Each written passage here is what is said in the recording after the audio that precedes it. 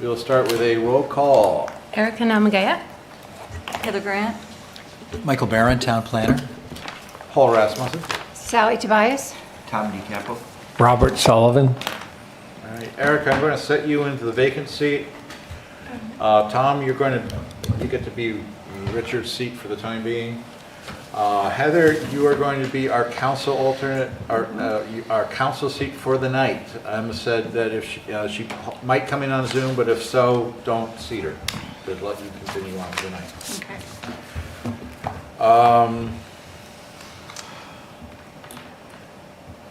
That's all the seating of alternates. Approval of the agenda. I'm good with it. Anybody have anything? That's fine. All right. Move to accept. So moved.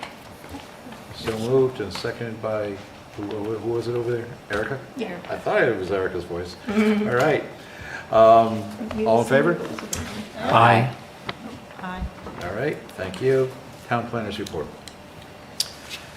We will probably have two significant zoning coming up pretty soon. The Conservation Commission's working on a completely new wetland and shoreland overlay district, as I've mentioned before, that's combining the two. And they're making progress, so that'll come to you, 2 months maybe. So we'll want to get going on the planned unit development ordinance, which is going to be proposed to facilitate UNH's West Edge project. And they want to get going on, as you probably know, they have a lot of grant money from NOAA to build a building for National Oceanic and Atmospheric Agency Administration. And that's going to kind of kickstart the project before the main part of the PUD goes forward. But we want to try to have an ordinance in place to, once they're ready to get going, so that we can move along. We're trying to finalize some things, get comments from UNH, and then, we'll bring that forward pretty soon.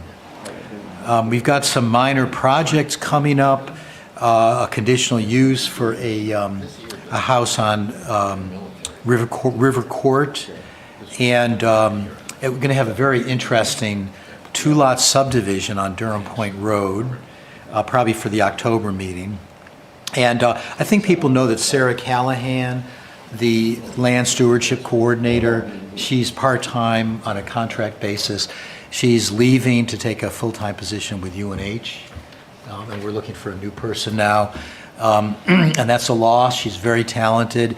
We've had 3 great people, and they all have been here about 2 years. So hopefully we'll person. And that's it. Any questions for Michael? Okay. Reports from board members who serve on other committees. Tom?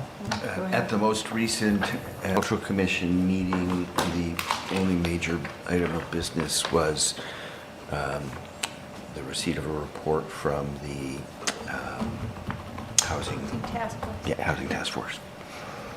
That was it. All right. Thank you.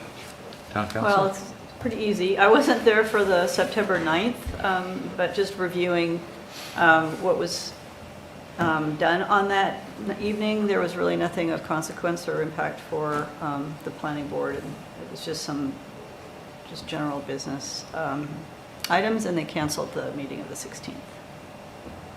Okay. IMAC, new compost challenge is starting up. They're still looking for a few people if anyone's interested in participating. We also, of more interest for the planning board, is Public Works is getting ready to submit a new trash and recycling set of regulations to the town council. That should be by the November, I think they were thinking. And when that comes into play, it will change a lot of the rules for what the town's going to, how the town will be handling trash and recycling. So I would say keep your eyes open for that one. when it comes. I was trying to get a copy, but I did not receive an electronic copy, but, so that we could share it with the board. I'll still try to get my hands on that.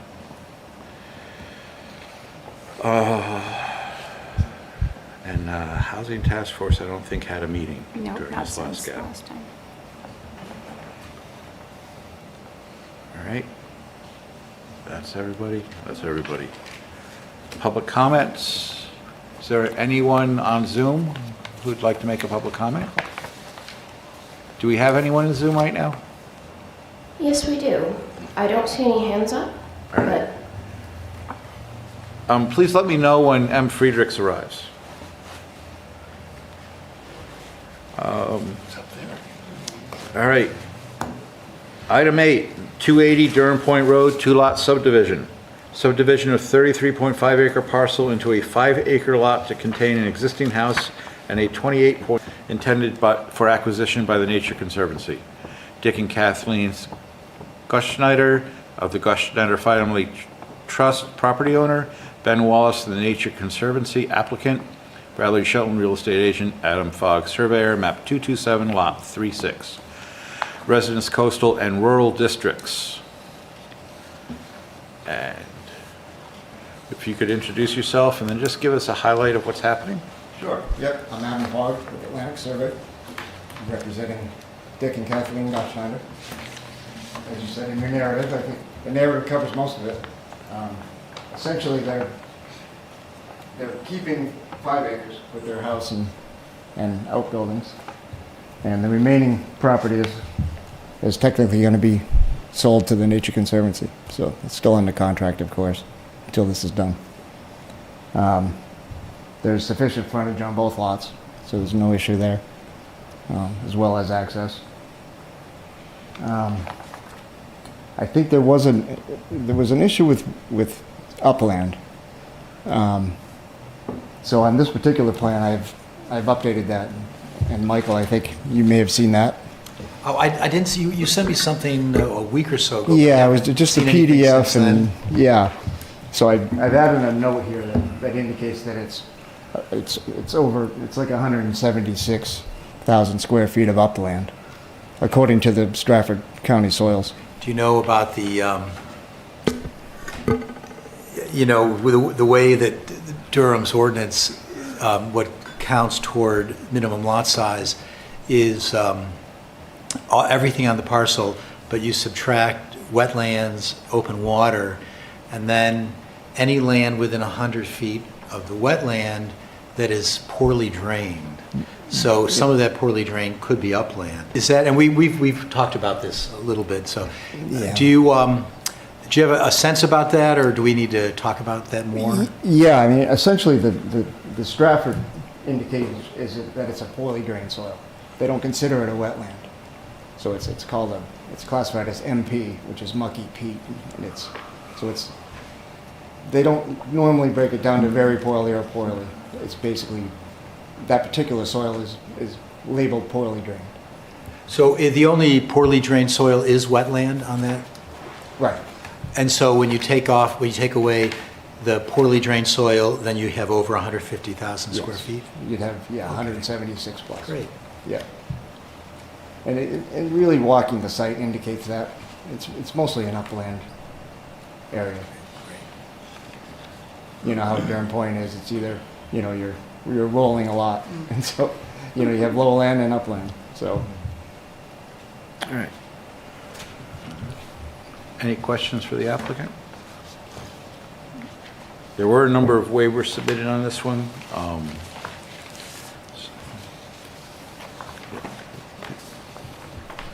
Most of them have to deal with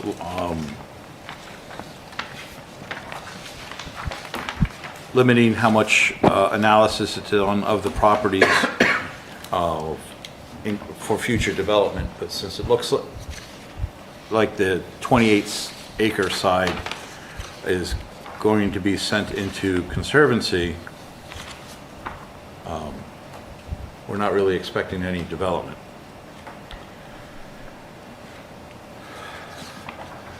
Do people feel they need a sidewalk? No, just curious why that lot line ends up being almost sort of perpendicular to Durham Point instead of going all the way to the electric easement, just out of curiosity. Do you know why that triangle there? Yeah, why it's in between the You're saying- easement and the new plot line? You're wondering why it doesn't come all the way here? Correct. Well, because of the minimum frontage requirement for that lot. You, Oh, okay. use the microphone, Oh, please. sorry. The answer was to try to keep minimum road frontage.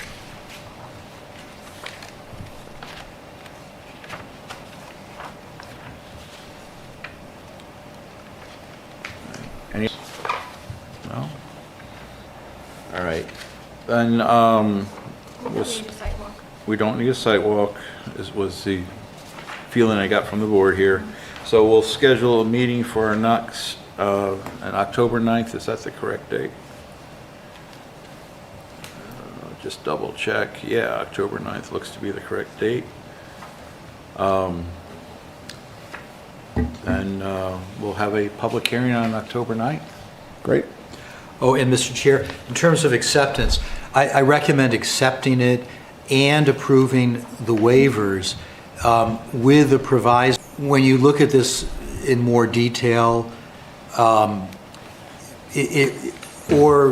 as part of an approval, it's possible that some of the topographic information that you're waiving might be needed in the future if the I'd like to hear. Well, if the Nature Conservancy does not go forward, then the applicant would still do the two-lot subdivision, and the large lot could end up being used for a single family, or conceivably for development. It'd be 33 acres. So I think the waivers make sense if it's going to be conservation land, and they probably also make sense even if it's not conservation land because it's so large. But as we look at it, if there's indications that that you need to cover if it's not conservation land, you might find at the next meeting that some of these information is needed. So I would approve it. I would approve the waivers, but just with a proviso that as you look at it later, you reserve the right to request some additional information. I'm all up for accepting the package, but What are the waivers? the waivers, I would like to actually, is there a reason we would need to approve the waivers before a public hearing? Because I'd like to hear from the public before I make those decisions. I think you can do that. Usually, But there's no- because, well, as part of the acceptance being complete, they're asking for waivers to not provide certain things. So usually the waivers are granted. Waivers on submission of material are usually granted at acceptance. But I think that's fine if you prefer to hold off on the waivers. I think that's fine to take that to the next Rather meeting. than saying, we'll grant you the waivers, but then hold on the right to revoke it, I'd say let's just wait. And then if, for whatever reason, something does suddenly show up where we want some more review, we can ask for it. Yeah, that sounds good. But you do have to accept it tonight. Was there anything about any of the waivers that anybody was concerned about? Just kind of keeping our options open for comment? They were, The waivers seemed pretty straightforward. yeah, they seemed, it was like, not to do perk tests and not to do, a full soil analysis of the entire property or contour lines or anything like that on the survey, which makes reasonable sense if all we're doing is saying, Yeah, I although wanna move the lot it line. could conceivably be a single family or even subject to development, but But wouldn't that be At taken that care of point- at the Would be taken proposal care then? of By at the- that point, though, almost all that stuff would be required for a site plan review. yeah. And So I purchase think of the the only property. issue that we'll need to clarify really is just ensuring that there is access for the large lot. And it has road front. Yeah, there is that easement there and the driveway, there's a current driveway that goes through the easement. So we should look at that, I think, at the next meeting. Okay. All right, we'll move to accept the application with no action upon the waivers. I'll second that, Second if I that. can. All in favor? Aye. Aye. Aye. All right, is that good enough? Yeah, that's good. All right, Thank you. thank you. So October 7th is... Ninth. Ninth. October Ninth. 9th is the public hearing. Unless you want to go in front of Thank you. council. Unless you want to go in front of council. They'll be very interested, I'm sure. Why is this coming to us? Yeah. All right. Next, the workforce amendment. All right, so this gets into that pile. Amendment for proposed new Article 18.1, Workforce Housing Overlay District for the purpose of providing opportunities for the development of workforce and affordable housing and to ensure the availability of a diverse supply of rental housing. A revised draft is being finalized to be placed for a new public hearing after okay from the planning board.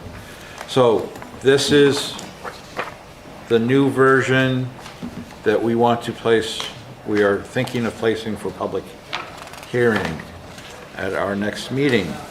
So if you spotted anything here that you don't, if there's anything in here that you don't think should be going to public hearing, now's the time to speak up. I do have one thing. Bottom of page 5. Oh, wait a minute, I'm looking at the wrong one. I'm sorry, I'm ahead of myself. That's the miscellaneous zoning amendment. Workforce housing won't go.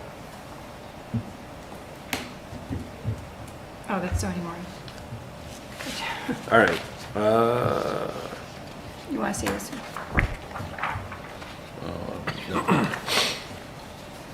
all right. You ready to go? Oh, I just have one very minor thing. Yes, there it is.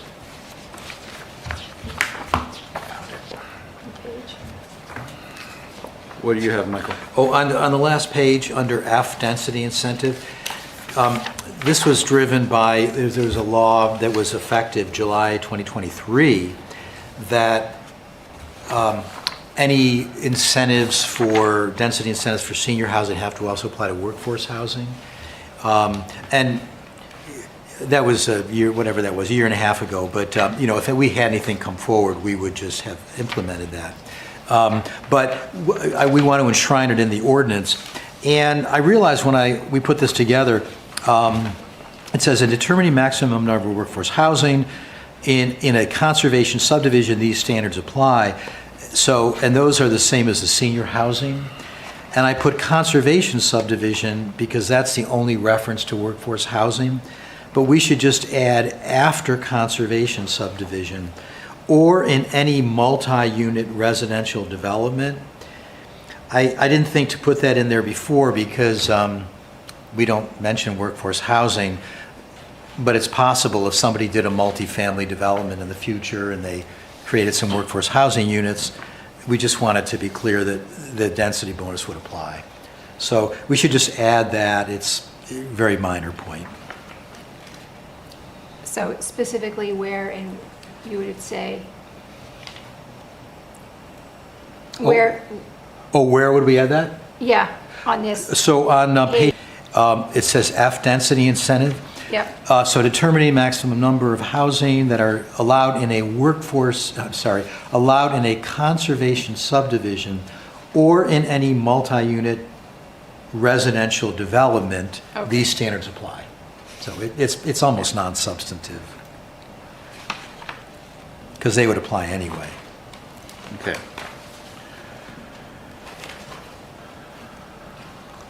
Anything else? All right, so no objections to this going to October 9th public hearing. We're going to do that? that's fine. All right. All right. So that 2 goes into that stack now. I sent it into the keep stack a little too early. Miscellaneous zoning amendments. We are whipping through things today. Richard's going to get here and not know what happened. A set of minor zoning amendments on various issues for consideration by the planning board. I'm not sure why you have to be prepared shortly Oh, where's that? on the agenda. Oh, I guess that's old. Okay. Oh, right, right. All right, so these are, I hope everyone, you read through them. Is there anything in here that you require clarification on or think should be addressed in a different way? So the first one is a change for the zoning administrator, adding the paragraph C to our enforcement area. The second one,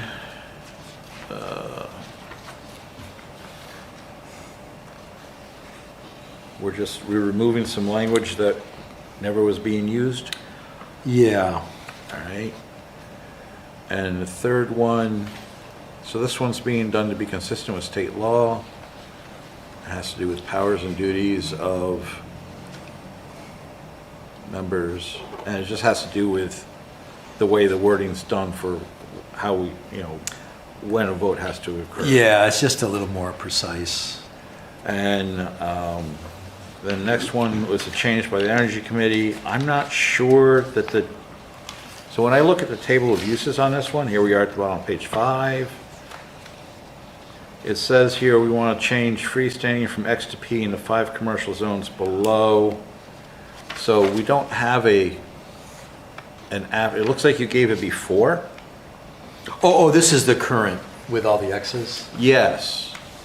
And we don't have exactly which ones. So You're not showing we're not showing what the new line would look like. So we're talking about putting the 5 X's that are in that Oh, central okay. section and making them They're Ps? all Ps, yeah. Yes. Okay. All right, so I think that needs to be a little clearer Right, right, I'll do that. when we go Yeah. to public hearing. Right. Here,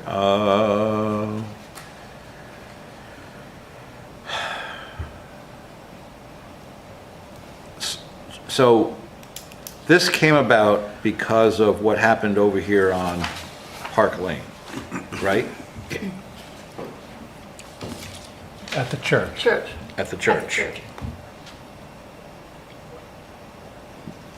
Michael? Yeah, and the Energy Committee then in So response. what we've learned from that is it doesn't take all that many panels to suddenly go into a small group net metering scenario where you and your neighbor could potentially want to, it's like, I got the land for it, you got all trees, how about down 30 trees? We share we put the panels on the already cleared land and do all the, and do a shared type thing there. So should we be considering making some of our other residential zones Ps as well for this purpose?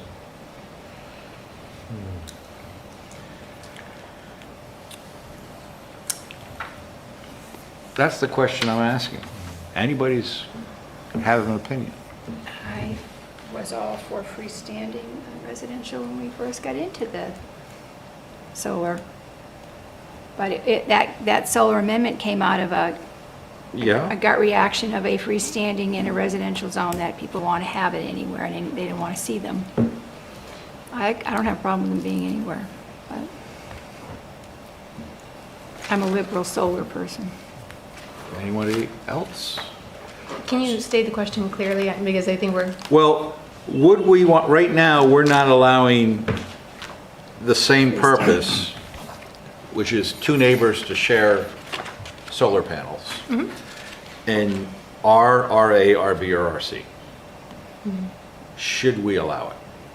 Should we really rethink that earlier decision where we said, no, you can't do it, and open it up again? I mean, there's some large pieces of property in both R and RC, and even probably some pieces of property in RB that could, It could be issue. yeah. I mean, if you look at the corner of I mean, of Emerson and Little Hale, there's a house right there on the corner that has a standing unit sort of at the edge of their back corner of their maybe garage area.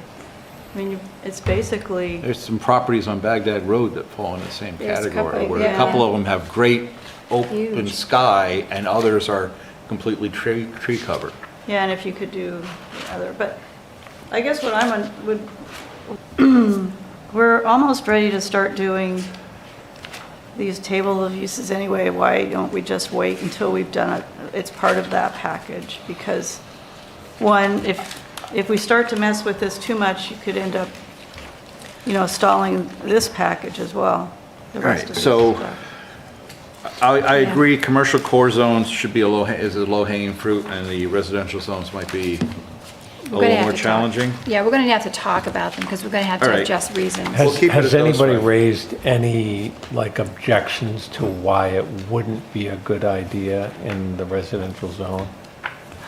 Because I essentially. mean, it'd be recently or back when we first passed? Either. I mean, This. basically, to do it in a residential zone seems like you just have to run a bunch of conduit underground to get to the other house, if that's what's going on. It doesn't seem, Well, it would all go to the same, actually, it's not even that, because it would just go to the one, it's not that it goes to the house. It's going, It goes to a meter, and then Eversource, there's an agreement between the two players, what percentage of that power goes here, what percentage goes there. And Eversource deals with a split. yeah, there's no. But it all physical goes into connection. Eversource's system in one place, and Eversource does the bookkeeping. The reason this was placed this way is there was resistance to the idea that somebody would put a lot of solar panels on the property next to me, where I can see them. That's where all the No one don't do big solar in residential zones came from. Nobody wanted to see the freestanding. That's where the whole ordinance came about, because one freestanding one on Packers Hall Road. People didn't want to see it. So, all right, Maybe we should talk about it during the other one. at another Yeah. time. And as to, it may be a while before we get to the table of uses at this point. In my mind, actually, what I'm foggy about is like a bit unrelated, I guess, but it's like what happens when the person who has their solar panels sells, and so I feel like that might just be something in between neighbors, but maybe that doesn't happen all that often, or I- is not such a huge concern. There's Well, probably it's- some kind of easement or something that carries with property. Well, yeah, Yeah. it becomes a, Where they just say, okay, you don't get a percentage anymore. But No, then I you don't- still have the conduits going, No, so you but- just keep the easement there's with a the conduit? there's a contract that would have to exist with the things, because there is with regards to ownership and maintenance of the solar panels itself. There'd be some kind of deed restriction that would so, be added. so the real objection is, does the town want to have large solar installations in the residential areas? And that's an aesthetic question more than any It's a- other That's the technical or only It's an engineering question. aesthetic question, and Aesthetic what we've only. seen is it's not even, they don't even have to be large for this to be. Right. Right. You mean for it to be controversial? Well, I'm saying, how many panels did the church put in? It was 20? Something like that? Yeah. And, they're low freestanding panels. And I've people had a walked- problem with this? Well, they didn't at the church. No, oh, okay. Well, the net I thought I was metering- missing something, and I was like, No, they didn't, don't have a not at the problem? church, it was So- fine, but Okay. if you did it, So the reason Okay, these yeah. are was, everybody always went to worst case, which is it's going to be a tracking system on a big pole that,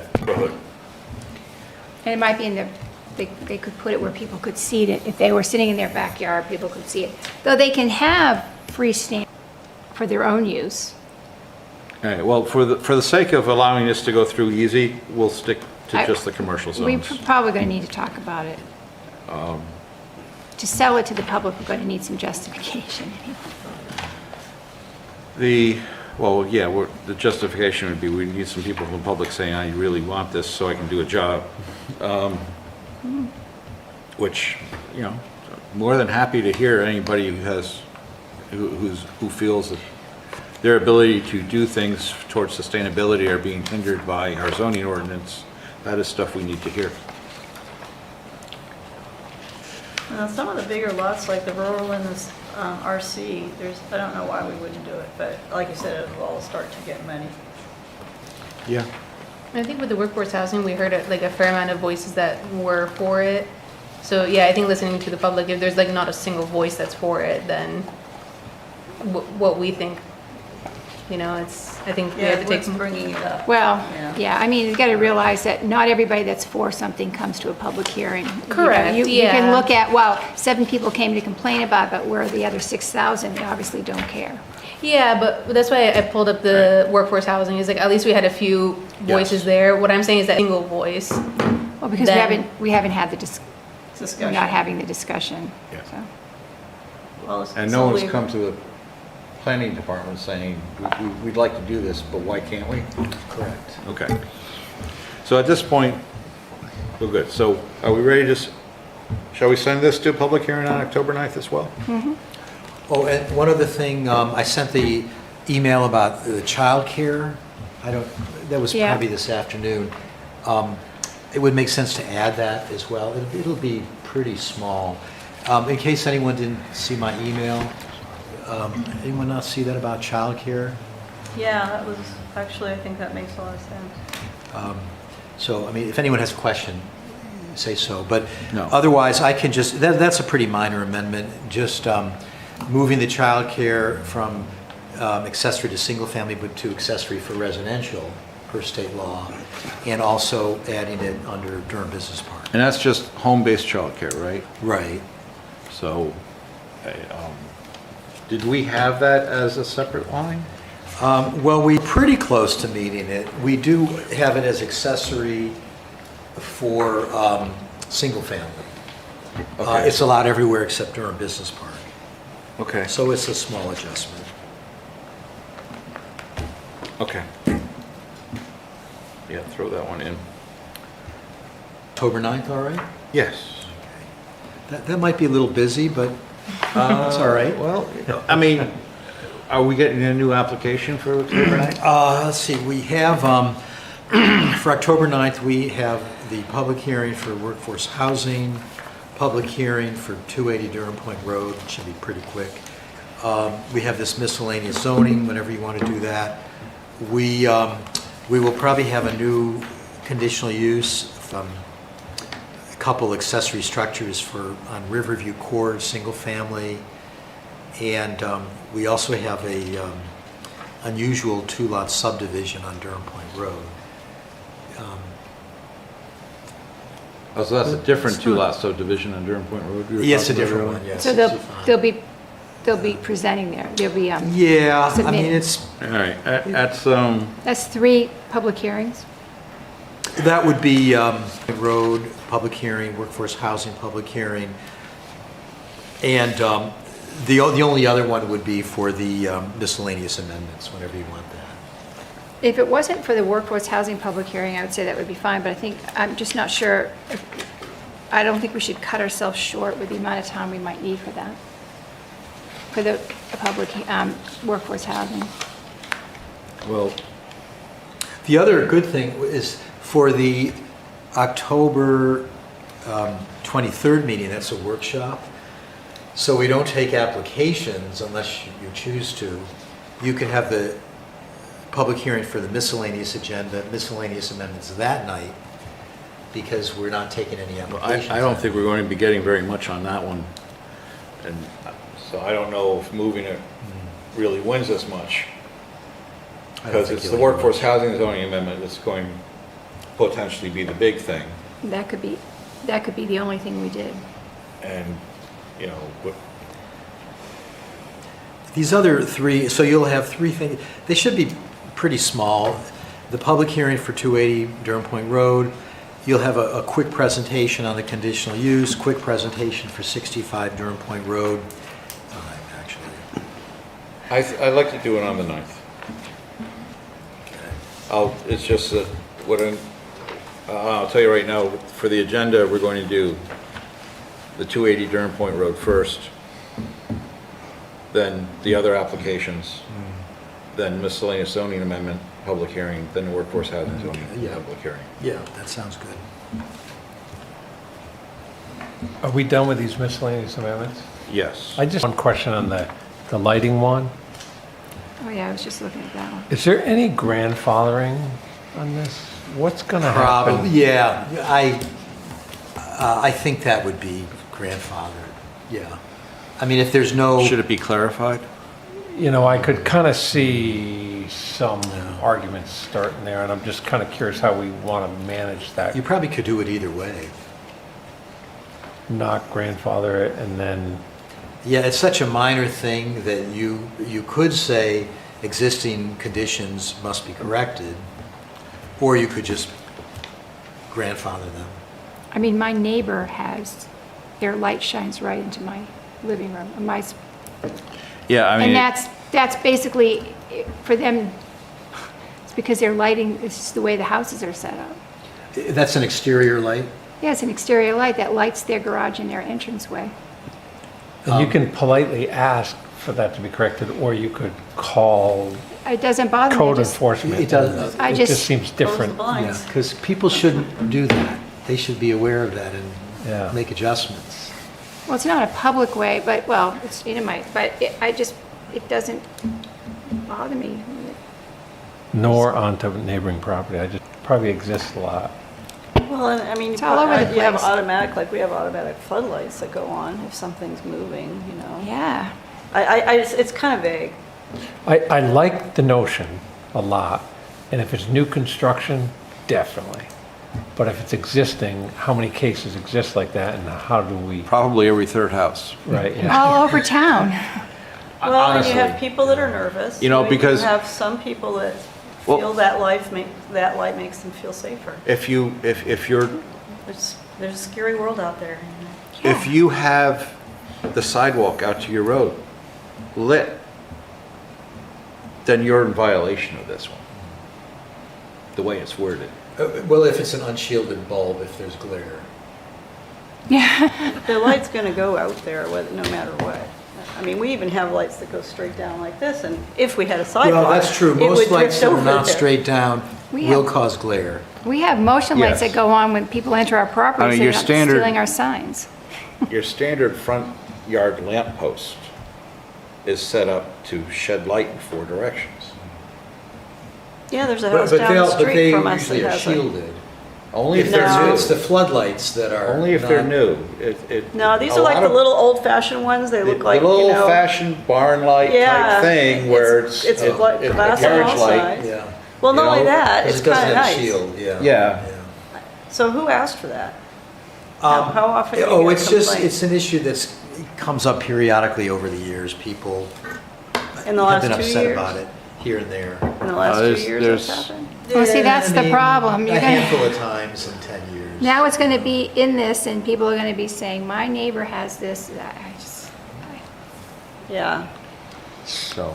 I see public way, I could understand public way, because it could be distracting for cars driving, like up at the house where the Bodos used to live, Andrea and Steve.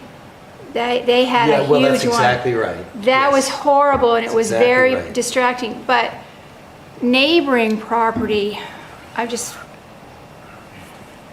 know, you gotta go ask your neighbor you know, and talk to them about it. Now it's gonna be here, and they don't do anything, so now you can get the town to go after them. I don't know.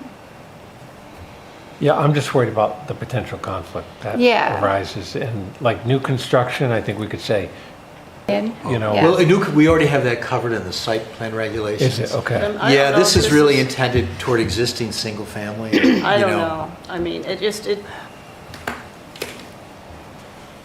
All right, well then, seems like it's something you're trying to fix that isn't even enough of a problem to try and fix it. I think you're going to create more problems than you're going to solve.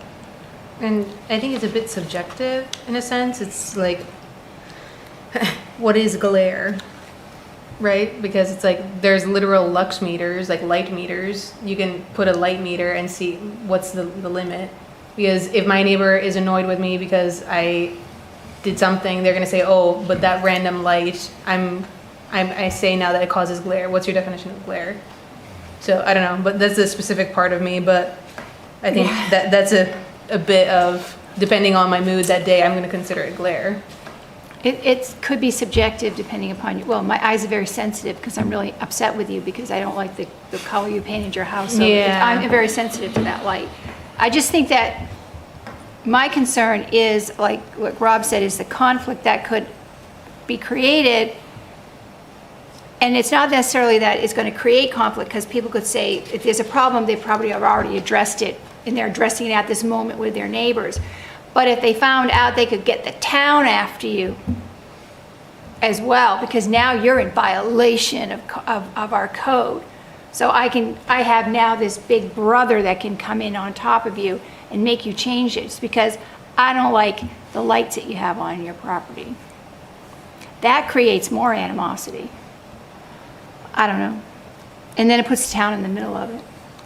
So, I would take it out. thinking about this, I think, well, Or do you want to have it just for the road? Public we way could, is, we could do it for just the public way. I think that a little cutesy lamppost, everybody puts them right at the very end, and it's all gonna go into the road. There's no way out of it, and some of them are in places where it's actually kind of dark, and it's kind of nice having those people have that little bit of light shining into the road. yeah. But I personally don't. We have And then, motion. how you I can guess do the it. one that's really annoying, the cutesy light, a gentle glow, however that's described, that's okay, but it's that burn, burn Yeah. your eyeballs out thing. I don't know if there's a way to address it with intensity, but Yeah, I think it has to have facts around it, no different than when we look at a site plan where we're talking, they have to measure how many, how far the little luminy things go out. It has to go to 1 at the property line or whatever it is. We could get a Well, lux it's- meter. Yeah, really? Yeah. In some of the cases that I'm familiar with where there's complaints, it's not so much that there's a lot of lumens coming. It's that because of the type of light bulb, it's like very direct at a particular place. When you look at it, it's like when you look straight at a light or something, and it's coming right at your blinding, eyes, yeah. even though it's not lighting up very much near you. So I'm not sure if lumens would collect that very well. It's like a flashlight in your eyes. The I've never seen that. Direct sunlight is 32,000 to 100,000 lux. So it's quite a range, but that's what direct sunlight feels like.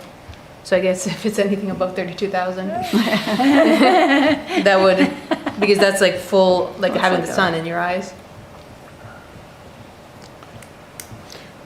was it coming from just trying to go after like a dark skies thing, or? No. No, 'cause this is that's usually addressed pretty because- well in the site regs. in like Sally's, Yeah. what Sally was describing, where you have a floodlight or something that happens to be angled in such a way that, and, floodlights are designed to be a wide cone, right? So it's, even if you angle them down, they might well come in through a bedroom window or something.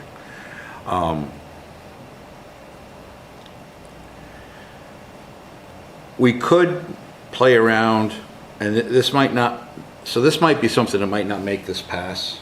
We may have to massage it a little bit. We have setbacks on our side, so we could, we could try playing around so that the glare does not extend beyond the setbacks of the neighboring properties. That would at least keep it out of window. The idea is we're going to try to keep it out of your windows. But we're not going to be out trying to keep it from crossing the property line.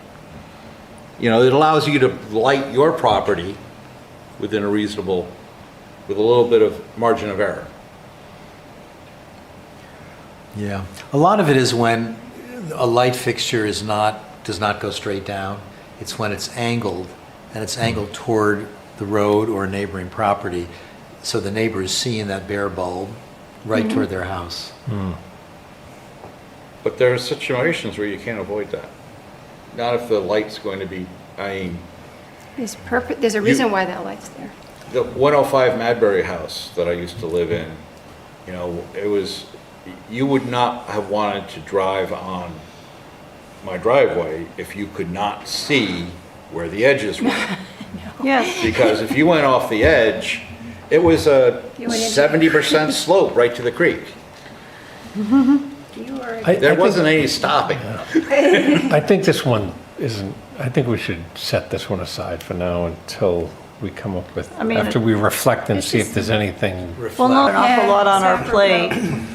that we shouldn't be spending even 15 minutes talking about this when there's so many other things, and you've had complaints of a handful in, say 5 years. I mean, it's just not, to me, it's not a top priority. Let's remove this one from this set. And just because a couple of people complain doesn't mean we have to change it. So I had one question on B2, and the max floor area of the building should be 200 square feet. Is that footprint or is that That's the footprint, footprint? Okay. yeah.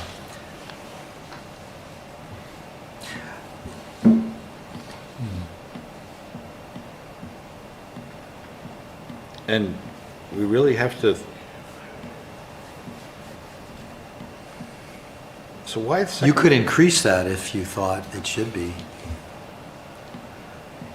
Yeah, this section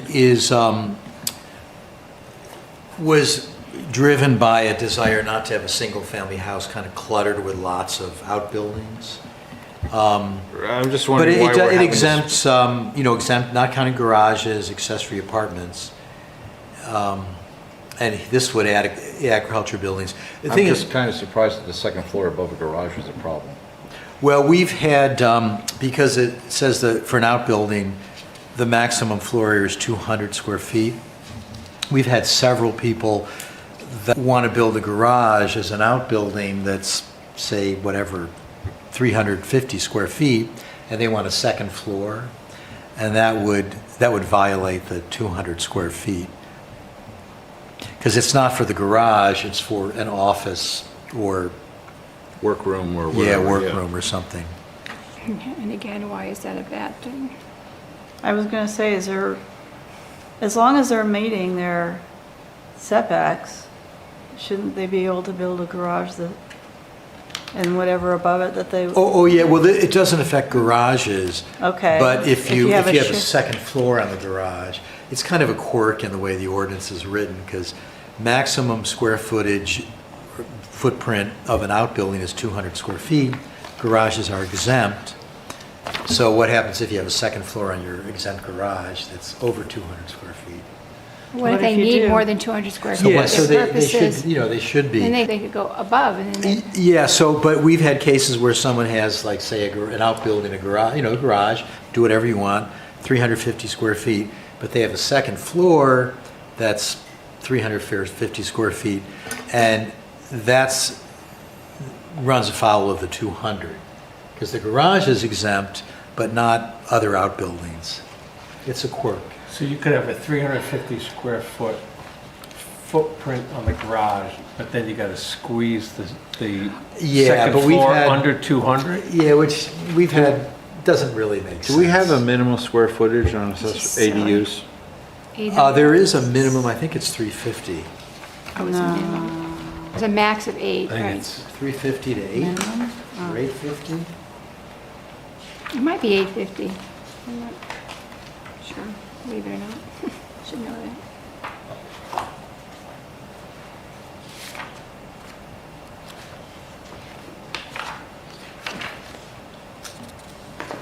ADUs, minimum 300, maximum 850. 300.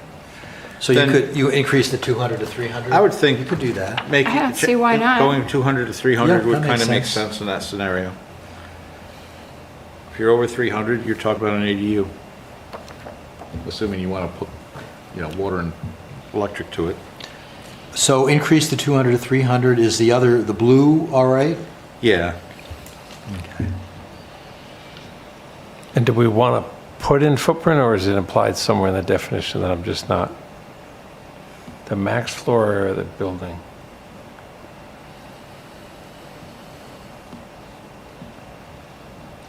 Like when you talk about, I got a 700 square foot building, you mean first floor and second floor?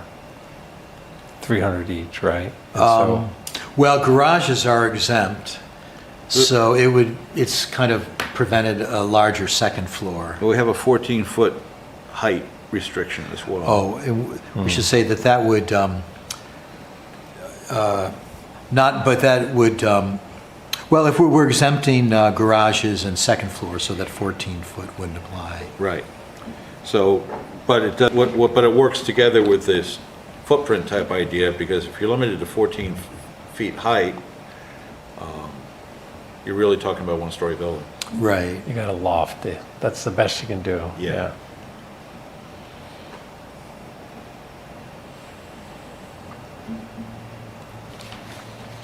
So the only change is 300 square feet? Oh, and the blue, adding the blue? Yeah. Yeah. So if you I mean, want, so aren't you basically saying us, that you could have, we can have two sheds in the backyard, right? But you're saying one of them, that you can't go any bigger than 200. If one of those you wanted to have a workshop, but no, it's 300 now. So what's 300? I mean, I'm trying to 15 by visualize 20, it. if you're looking at a regular rectangle. That's about 2-bay garage size. Small 2-bay garage.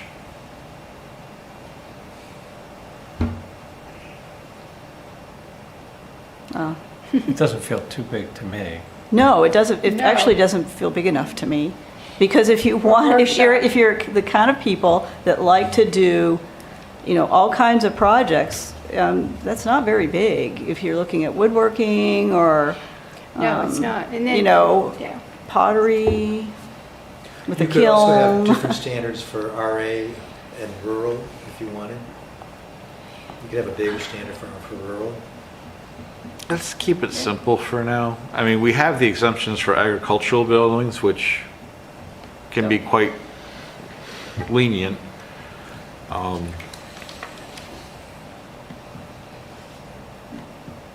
I think also for a lot of shops, like you're gonna want electric and things like that, and Yes. Yeah, I mean, you're going to be So you coming in have to for a get- special exception, so you might as well get a special. It's like, Exception for you the know what? size. Here's the floor plan of equipment I'm going to need. I need 400 square feet. Yeah. I'm sorry, it doesn't say electric. It says water, sewage, or heat. Okay. So it can have It electric? can have electric. They're gonna have Okay. lighting, they're gonna have Oh, lighting. yeah, yeah. Okay. Yeah. But also, it's nice to have a sink when You you're could doing put heat that kind of work. into, Anyway. Yeah, and I think to exempt RA is wrong too, because certainly there's homes that are like, 0.2, but if you have a half an acre, it's pretty easy to get a larger one in there. And they're all in RA, big and small. RA still has the, was it 33%, 50%? Oh, Impervious surface. I guess the other thing you start talking about, you're going to cramp the lot. Impervious surface in most of these zones is going to keep you from cramping the lot. Geez, yeah, RA is 33%. Pretty small. Although the others, agriculture's. That may well be one of 20. the things that comes to us next as a public complaint. It's like, I want to add an ADU, but I can't because I don't have the impervious surface well, required. they could do it where the garage already is, if it was detached. All right. So where do we land, 300? 300. And the other changes, Michael had in blue and, Any other change that Michael had in blue? Is there something else you want? nope.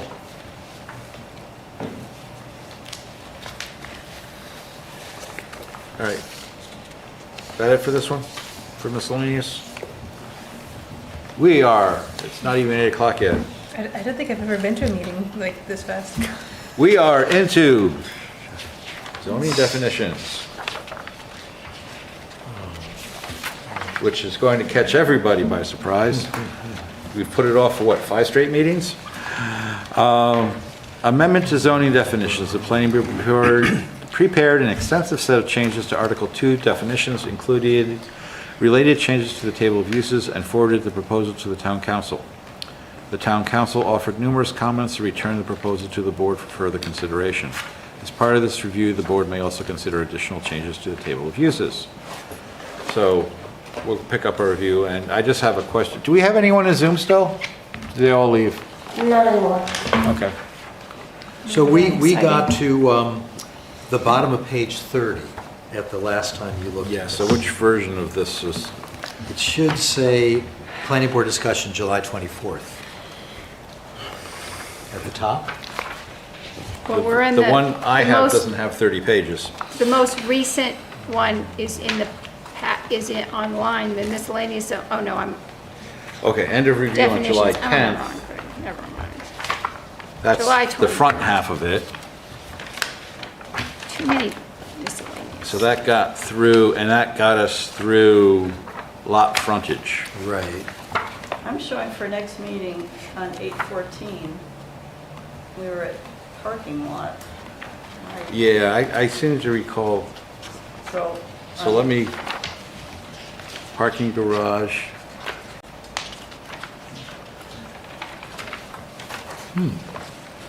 July 31, here we are. Yes, we made it to parking lot. Oh, really? Marine Keys. We got through parking lot? No, we stopped there because we knew parking lot would, I think we started talking about it, but then, We were in the middle of talking about it and decided that we had reached our limit, and it was Was that for in that night. Because July? Richard had, July 31's the date that I have. Okay, July. And that, I think that was to be picked up on July 31, so we had talked about it because I on have a July note that says for 24th. next meeting on 8/14. Whichever, we're at parking Yeah. lot, doesn't Yeah, it really would have matter. been. And Richard had looked up and said, you know, an adequate finished grade for a parking lot for ADA accessibility was 2%.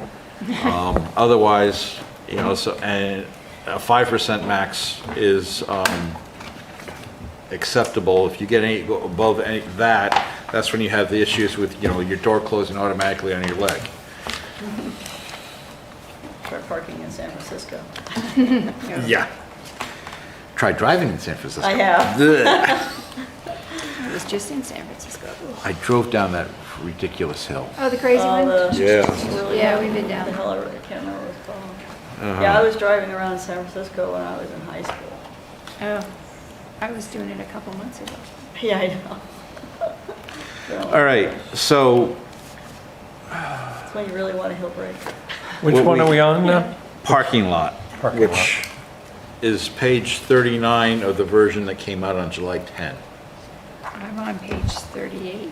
Mine's on page 38. So, yeah, depending on which version you Mine's have on page printed 39. that you've been working from, which is why we work by the definition I'm on the name. online version, that's what's. Okay. included. Oh, yeah. Open air parking lot situated on the ground at finished grade on a single level and not within a parking garage. A parking lot may incorporate one or more retaining walls to provide an adequate finished grade. A carport and a parking lot covered with solar panels are considered parking lots. And I had a note here, and then that whole idea of providing an adequate grade is why we started looking at percentages as to what an appropriate grade would be. Well, appropriate grade is going to be, And whether or not we needed to, I mean, so these are, It's an engineering these are engineering numbers that are industry yeah, people building it are going to know what assumed it things, needs so to be. that's, Sorry, Sally, which one did you open? The July review? Yeah, in the July 24th? dash online, it changes said, to- yeah, the second planning Yeah. review, July 24. Okay, sorry, continue. Yeah. so whenever we look at parking lot, we always have to consider parking garage. Oh, now we do.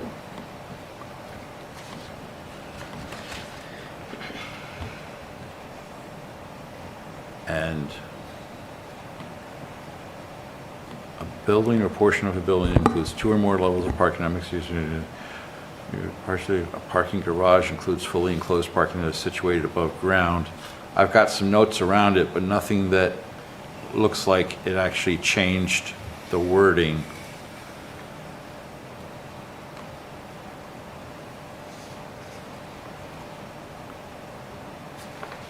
All right, so what do we think about parking lot? I think that describes a parking lot. Sounds good? All right, so That's the always comments, what I've seen. I'm confused by the carport. A carport is just a structure. it's, I consider a carport just somebody that you have to have your car in it in a single, you know, It family comes lot. out And this over. When I think, that's what I think of a carport.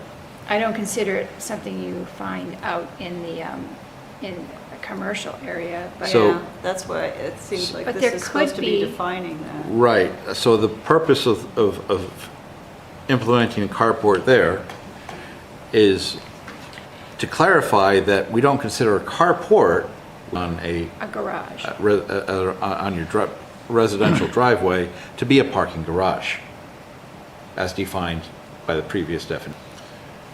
And there could be even Because if you commercial lots. didn't, then the parking garage definition would include carport. Yeah.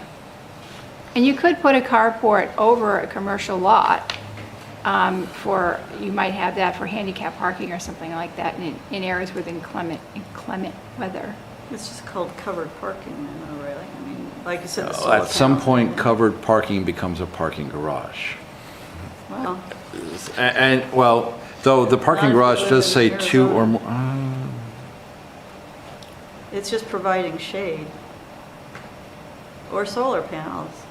I think definitely, I that- think So that's all putting, we're trying to say there, is that That's those all we're things trying to are say just there. parking lots. Yeah, it's like, don't confuse the two is what we're saying. those solar panel things that you Maybe we put up. should say that are considered parking lots, comma, not structured parking. We don't use the term structured parking anymore. I don't know, what is it? Ooh, not Parking garage. structured. It's a parking garage? Okay. No, I, Structured parking. It's like a PTSD about structured parking. So. when How we much put in- agita that term cost us? But there's no, by calling it a parking lot, it doesn't then create some cascade in residential places, right? Parking lots aren't prohibited in any residential or commercial area, so it seems like it's fine. yes. I like that definition. I think it's fine. As long as down the line, someone doesn't have a carport, maybe they put a canopy on top of their car and someone comes in saying it's a parking lot and it creates some sort of issue, right? That wouldn't happen, ever. I'm sorry, repeat that? I was reading If one I of the decide comments. to put a canopy on top of my car in my driveway, can someone complain or something that it's like somehow a parking lot? Well, the intent is it does not apply to single family. You wouldn't Should we have- state that? I mean, it's, kind of goes without saying, but maybe we should need to state that. You can do it in your driveway. This is intended just to apply to multifamily and non-residential, but if that's not clear, maybe that should be stated. I would be, As long as it's clear to the future people looking at this, that's all I care about. So if it is, then that's fine.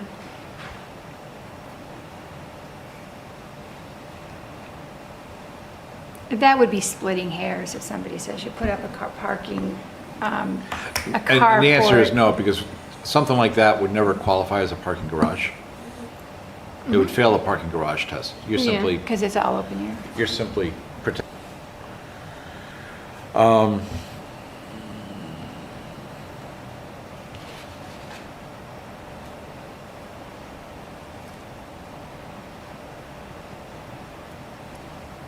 So when this goes to town council, the third bullet there is going to be a hot topic.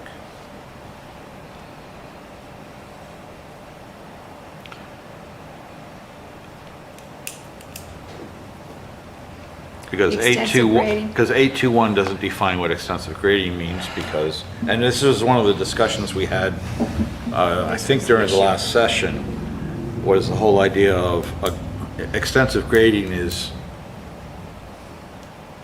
dependent upon the type of project.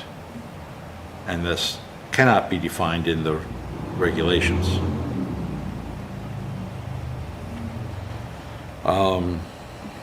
And that came up on the same application where we had an issue with parking structure. The grading. Well, how do we How do we fix that? Or do Well, we- I don't think you can fix it in definitions, it's gotta be fixed in site plan regs. and that's.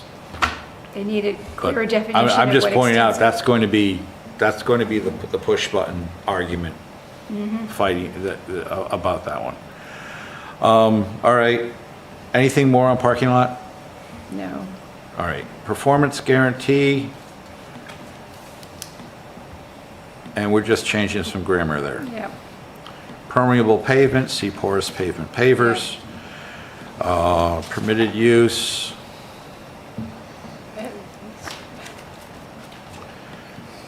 Personal wireless service facility. And that's just going up. Then all the personal wireless stuff gets zipped over to the overlay district. That gets us to PUD, which brings us to, yeah, just, we will be dealing with more extensive PUD zoning in the near future. Pork chop subdivision, there's porous pavement pavers.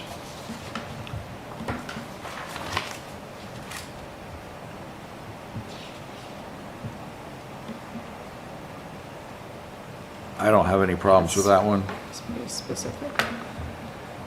Oh, keep in mind, you've already looked at everything here. Yeah. I mean, you certainly can look at it again if you wish. It's the purple and red. It's the purple and the- stuff we have to deal with. The red Right. underline. Okay. For me, It's but been too you darn certainly long. can look at these again if you want, but you did No. before. I would go back to PUD, and Councilor Needell asked, is there an example of an existing PUD in Durham? And do we have any, do you have your answer No. here? The answer, We don't yeah. have one, do we? The answer's here. There are no PUDs in There are no town. periods. Because we haven't created the zoning for it yet. We will be creating the zoning for that in the next few months. Which is why we won't be getting the table of uses. So we can Between, just go through these between until the we fact see that we're where- going to need to pass a PUD ordinance and we're going to have something coming from the Conservation Commission, that's going to fill up all the free zoning in the future.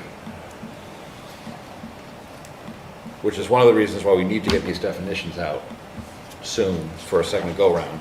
Why Well, I was don't going to say, because the definitions, I'll have to try and think back, but there was one of the things that was in the table of uses that was tied to the and the original one that Michael came up with, he only made changes if it was a change that we had already somehow touched here. But one of them, they wanted to have changed at the council level, and I can't remember what it was. Well, Counselor Friedman It was meant. suggested it was some in the others. notes.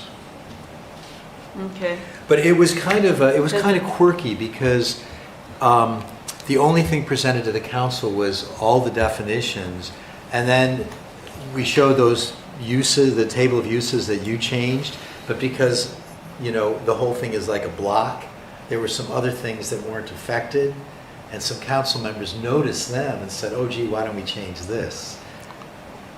So do you want to change that now, or is that just not relevant to the definitions? Well, I don't know, I just thought that next one was a priority because there was so many that we wanted to get out of CU into Ps and et Well, cetera, so. Workforce Wherever we housing- go with it, I thought that was our second priority. Workforce housing took too long. And so the takeaway from this is, we spend too damn much time nitpicking Yes, the regulations, the zoning. yeah, Um, okay, let's go. And then, get it thrown back at us to go over again. All right, so there's principal use. Principal use has some comments on it from the counselors. Ubar. Principal, he wants, So this is, this goes, yeah, we've had this this- conversation this before. goes back where, He doesn't like the idea that a piece of property can have more than one principal use. It's just, you don't want to define properties having mixed use, I don't believe. I mean, we do have mixed use, residential with housing, with commercial. well, you can't just call But everything it's use. principal use. is, since some accessory uses are also uses, then, you basically end up saying, well, you can do everything. Nothing's yeah, I just. Nothing's accessory to anything else after that. Or everything's accessory to everything else after that. I think it's fine the way it is. I think it's fine. Yeah. It's just very basic. It's principal use. And a property can have more than one principal use. Yeah. And that's fine. I can see that in my head. I think it would be more confusing if you started creating these multi-uses, and some properties have multi-uses. The problem is, zoning started as a good thing and then quickly went too far and over controlling. And that's just part of that. I'm looking forward to residence single family, where there was apparently a typo. Probably already got fixed. Right. What page are we on? Oh, there, okay. Residence single family. Yeah. Counselor Lund said, hey, it says such as twice. Actually, it still says such as Yeah, twice. yeah, I'll fix that. Okay. Oh my God, I'm gonna finish this tonight.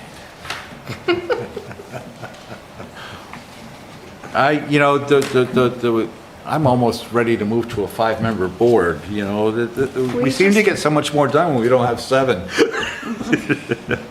think from time to time, we tend to be nitpicky just because we're in Durham.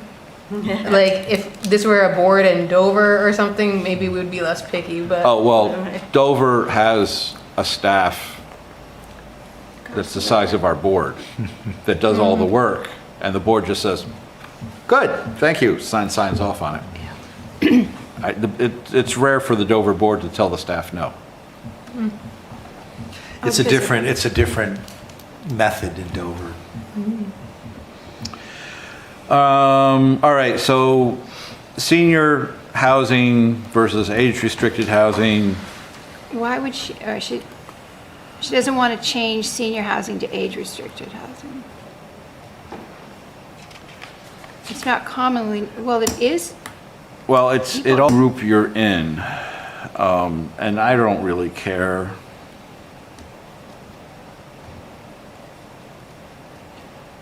You're So what do okay either people want? way, it's whatever you prefer. What do people want? I don't have a problem with. What do they use in the RSA? I think they say housing for older persons, but that's kind of clunky. Do they say housing's for older persons? Yes, because it was put in place Well, then let's use when that. old people weren't old, and that was okay. 50. God. I think age restricted is fine because that's what's actually happening. It is age restricted, and I think in the housing industry, people refer to it as age restricted.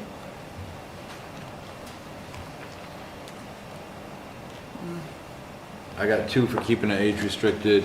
I like the senior in front of it. You like seeing? You like senior. You don't care. I wish M was here to kind of explain a bit more because I'm not really getting it actually what she's It's not age restricted, there's no option for restriction to I various can go age either way though, brackets. so. Yeah. I think it's just that it's the only building you can do and discriminate against the rest of the population. Or when you're 55 and older, you get to be, Which is snobby. really, and you're paying the cost for that now, because now all those older people, younger people are around to do the stuff for them, and the younger people don't have places to And no places live. to live because Because it's all for older people. Durham, as well as many other communities, is a way of keeping kids out of the school districts. All right, and let's therefore put it back not to raising senior them housing. back. it's just. Sure, yeah, that's fine. It's not a mountain I care to die on, I don't really know. It's easier to, Yeah, that's I good. think sometimes senior housing just, You already, everywhere. right there, you know it. Yeah, it's like It's just if everywhere. I want junior housing. You know what they call it? They call it over 55. In real estate, they call it over 55. They don't call it senior, Man, and they there's don't call it something age. nasty going down. All right, It's an so- over 55 facility. And that's Shore what it's frontage. Septic? Shore frontage. Shore frontage. And that's because the purple's on the next page. Yeah, so Councilor Boulware says go we to need the to change purple. the reference from CWSOD. Oh, because that's where we're moving the Yeah. term reference line? Yes. Okay, see definition in WSOD, Makes even sense. though it hasn't been presented yet. Well, neither of us, we had commented that we weren't putting anything in here that we didn't already have an existing document, but you did put PUD in here and you don't have that either. So we either go one way or they go the other. Well, all the way through.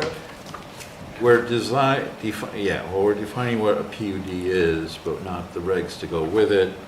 In this case here, shore frontage needs a definition because we use it elsewhere. We say see It's definition. just that the reference that's being used Is it right or wrong? that has to point to we have to just make sure we point to the right place. And reference line, can't see it. We actually, There it we is. are actually moving reference line. Reference line is moving because we have With it all part of read it this. out. Yep. So we could say in, And that's because if we go to the back here, into the WSOD section,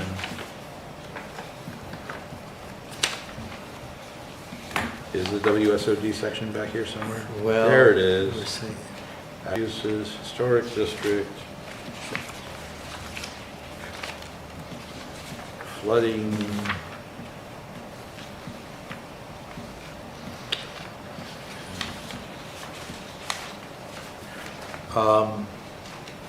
sort of page. I'm not seeing it. Maybe, does it already exist in WSOD? Maybe it already exists in WSOD. Oh, I think we already have it in the WSOD. but All right. This is going to be adopted before that, but, No, but what I'm saying, if it's in the existing WSOD and Oh. it was duplicated in both places. No, it's not in the existing wetland or shoreland. Presently, it's only, no. Maybe, and so are we, like, if we're moving reference line, are we putting, well, we're relying on the WSOD because we're not going to move it to WCOD and, Well, see, that's that becomes the thing. Yeah. If it's not there, then we need to keep reference line.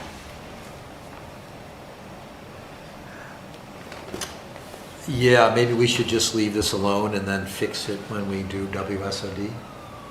Yeah. If it's not So, there. so go back and keep reference line. Okay.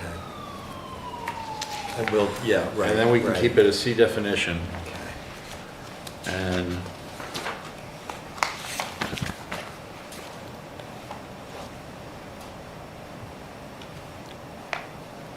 because the Conservation Commission really dragged their feet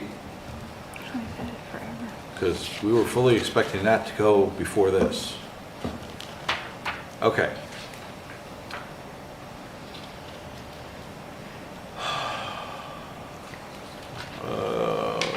Signs, everywhere there's signs.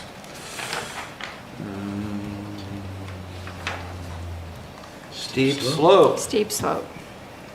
A slope exceeding 15%. See slope.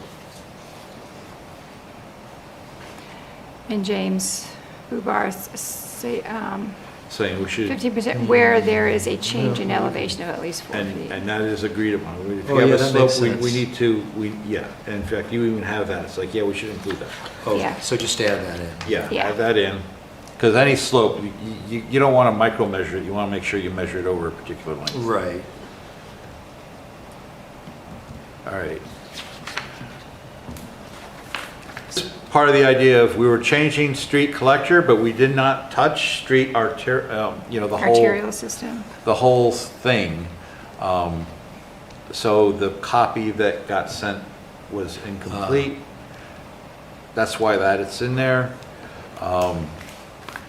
Copy, Michael. Well, I this added that, time, yeah. this time when we go, we should include the entire definition section so they can see what it is. Yeah, I know, but I'm just saying I'll do that, that, yeah. let's send the entire Right. section, not just a part of it. Right.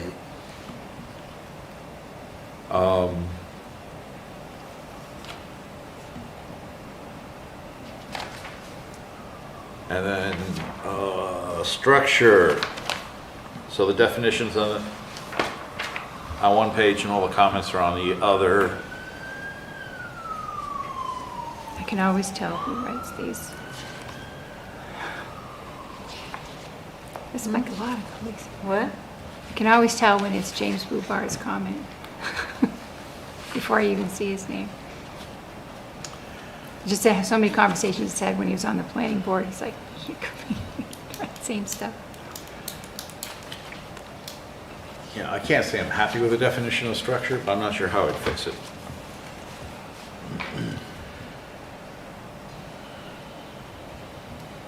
The definition of structure?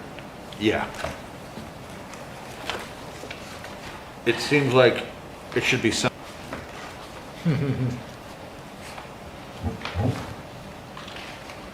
But, you know, there's that, at what point is it a structure and at what point is it not a structure? Or something that we don't want to have our zoning suddenly, you know, suddenly trigger setbacks and things like that for. So Yeah, I what- think if you What was the make it- comment that they didn't like about this definition? You don't have to get a permit for a 6-foot-high fence. But if he's saying, if he implies that if he built a 3-foot-high electric fence, that would be considered a structure. And I would need a building permit, whereas you don't need a building permit for a 6-foot-high fence. I think he's splitting hairs, but why do we have examples in the, why have we added in blue the examples? Is it? Yeah, I just I think mean- people Well, look for that, and they don't because see I know it. sometimes we need examples to try to clarify what is and isn't, but we have to make sure that when we do that, that it's clear, that the examples are actually doing that. And that they're not just, A list of what they can do or can't do. Well, And then they don't see because what- these are, it's important because the setbacks apply to structures. Yeah, And there's always going to be questions about a fence, a wall, a swimming pool, a pier, a sign. are allowed to build without well, you permits, know, and some we'd need permits. I would object to freestanding signs because we routinely disregard that one. All the political signs go out there are always in the front setback. Well, those are temporary. They would, They're supposed to be temporary. But, you know, I hate to say it, but James has a good example of the fact that you can't put a raised bed in there because it's attached to the ground. yeah, a raised bed garden, it would, You know, is something that should be excluded, should be in the excluded list. Pink flamingos or other lawn sculptures. I have pink flamingos in my yard. I haven't had any complaints. But the point is, it's got a fixed location. A pink flamingo can be pulled out and moved Yeah, to. it's not Yes, in that's concrete. true. It's a problem. decorative, Yeah. a novelty, really. It's a decorative novelty. But the fact that we have to have so many examples shows that what's the intended purpose of just defining what a First off, structure I is? I think most people really will understand. The sensibly thinking person will see a structure as something that is built. That is built. It's not placed there. It is something that is built. It's And got permanency. yeah, it's got permits. It's attached to the ground. I'm not putting up snow fencing. You know, I'm putting up a wooden fence. Do I need a building permit for all structures? No, there are some structures I can build without permits and some that I cannot. And if you're not sure, you just simply come to the code enforcement officer and ask, do I need a permit to put up my 6-foot privacy fence? They'll say no. Okay, what about my 8-foot privacy fence? Yes, you'll need one. But really, the structure, if you just define structure, it doesn't tell you that 6 is bad and 8, or is good and 8 is bad, you know what I No. mean? Just by reading structure. But we're just defining what a structure that's- is. We're that's not, in- we're not explaining what structures you can do, but Right. everybody knows what a structure is. I mean, it's something we learn in 2nd grade watching Well, then we shouldn't need the word in the a movie. in the zoning I description. mean, it's, why do we don't need all these examples. Well, because I wouldn't think of a flagpole as a structure. I wouldn't either. I think of something with four corners. It's a decorative. Or a and- yurt might Well, be a it could structure. be, but do we need a permit to put up a flagpole? According to this, yes? It doesn't Or- say here we need a permit, this is just the definition. I don't need a permit to put up a garden bed, I don't need a permit to put up a fence. I don't need a permit to put up a picket fence, or I have a 6-foot high fence, I don't need a permit for that. Can we say stuff that's shorter than 6 feet? No, But because the no. swimming pool is shorter than 6 feet. Yeah, I don't think we Big round should, pool? I was thinking like The- raised bed, like I was thinking like a But few all things those could maybe things- fit, like, okay. but we're defining what a structure is, we're not putting Yeah, this is just, permitted or not permitted by, this is just what is a structure. There may be structures that do require permitting. There may be structures that don't require permitting. So here's the Rochester. Doesn't matter, it's, Rochester's structure, a combination of materials that form a construction for use, occupancy, or ornamentation, whether installed on, above, or below the surface of land or water. below the surface of water. Below- Oh, of- a deck, of cer- I mean, a wharf or something. On, above, or below the surface of land All or right. water. That seems, Well, Is why not ours just o- have the first ours sentence? is better. I like the That- first sentence, and then I think we need a last sentence. That which is built or constructed with a fixed location on the ground or attached to something having a fixed location on the ground is a structure. Is a structure. And then see section 175-56D for applicable, for setbacks applicable to structures and exemptions. That's good. That's perfect. We don't need all that other stuff. See, if I'm just a layperson and I look at, and I see a list, I'm thinking, oh, is that stuff I can do Yeah, or can't do? yeah. And it seems to me you give a fence, then you get a mobile home. All right. So that gets us to the infamous student.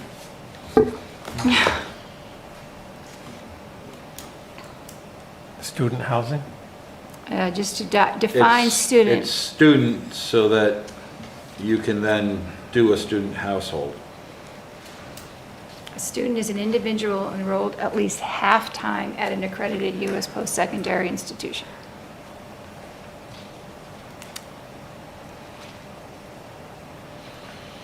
And that, the IRS looks at you if you're a student. If you have if during COVID, my daughter pulled down on some, she was only taking like one class, and so we couldn't define her. We And we're couldn't- defining student because we're then using it in student housing? Yeah. What's the definition again as it reads now? An individual enrolled at least half-time at an We don't have accredited U.S. an existing post- definition. This would be a new definition. post-secondary, this is what we're adding, yeah. Enrolled half-time at a post-secondary institution, that's just suggested. That works for me. That defines what a student is.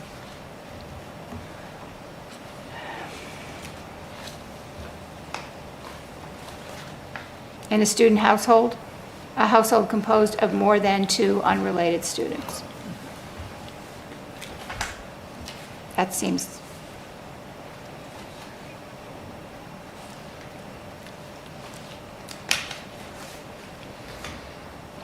makes sense to me. And then we have student housing, which goes after the business model as opposed to using students. Yeah, now they're talking about the structure rather than the human beings. I would at least think about making it full-time and not part-time. For our purposes, most of the students that we are trying to capture, in fact, are full-time. So it's not like we're going to much slippage there and a lot of part-time students. But what we would do is get households who are primarily working households, but have 2 people who are going to school part-time. So I would err on the side of letting those people who are going to school part-time and working slip. Yeah, I see that. That makes sense. Yeah, that does make sense, yeah. Okay. Just so enrolled full-time Full-time. at an accredited.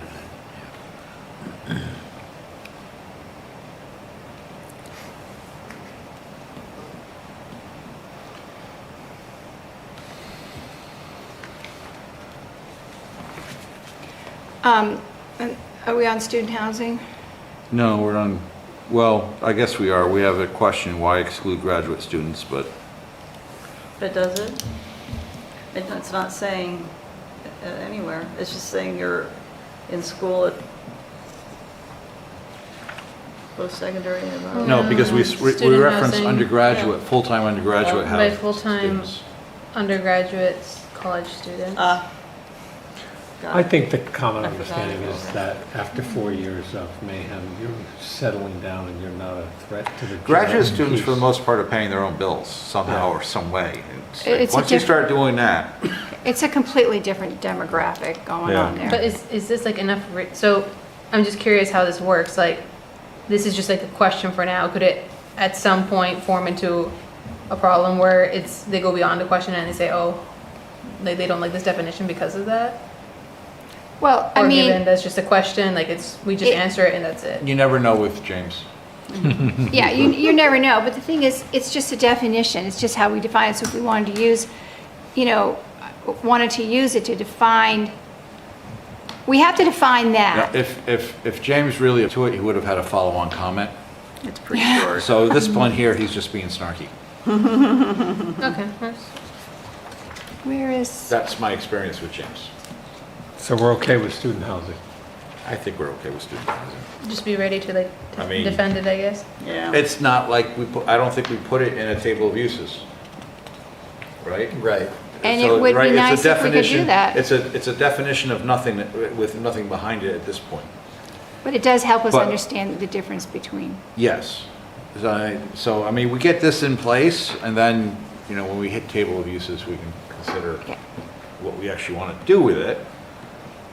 Because we could assign it a use, assign it an area where it's allowed, student housing. We could take It was in there. into consideration. Discussion for another time. Yeah, not today. Vernal pool? I got treated soils.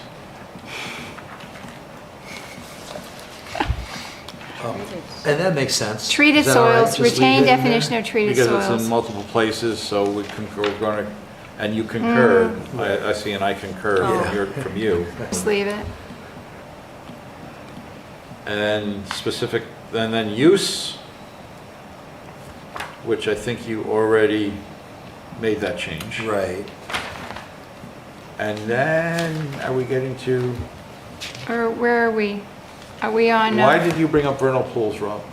My version has that in purple, so Interesting. I might be behind. Well, I'm on unsuitable area or use. Yeah, you've got use taken care of, I right? got use taken care of. I don't Next have any is comments for page- vernal pools. I don't have any Okay. comments for vernal. Because that should all, vernal pools should be in the WSOD Should be lined Yep. out. section. Okay. Yeah, Oh, and we should delete workforce housing because we added our definition under that ordinance. yeah. Okay, kill that.